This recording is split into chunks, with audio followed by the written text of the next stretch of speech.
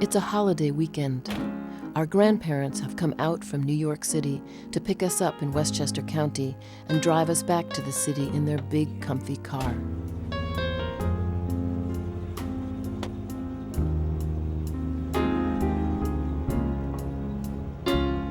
We drive and drive on the snaking white highways of Westchester.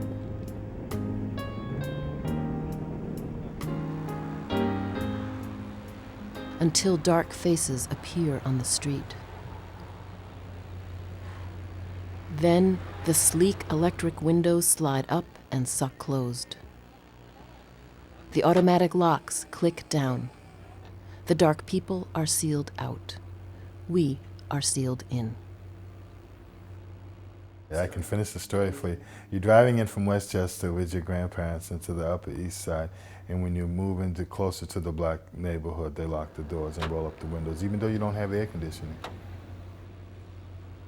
I mean, I still walk by cars and people hit the thing. And I'm a grown man who tries to carry himself with dignity just because he tries to carry himself with dignity. And I don't look to make people's life difficult. But yes, that happens to me often.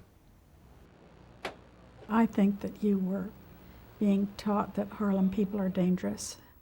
And I was taught that blacks are dangerous, but in a different way. My teaching was from my grandmother, and it was brutal.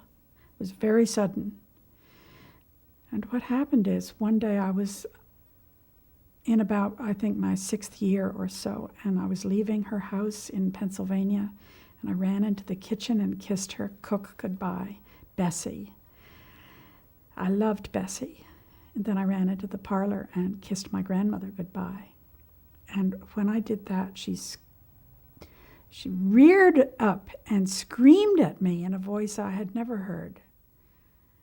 "I bet you kissed me with the same little old lip you kissed Bessie." And I was terrified, and I knew I had done something very wrong, and I didn't know what it was. And I tore out of the house and got in my mother's car and drove back to New Jersey. I was never the same again. The teaching took. I never touched Bessie again. And I think that you, in making this film, are rolling the windows back down. And what did it do to you to have those windows rolled up?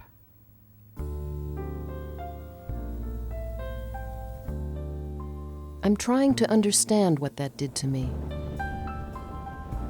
I remember the driving and driving. I remember that no one ever said anything about Harlem or the people outside the car windows or why we had to shut them out. Nothing was said at all.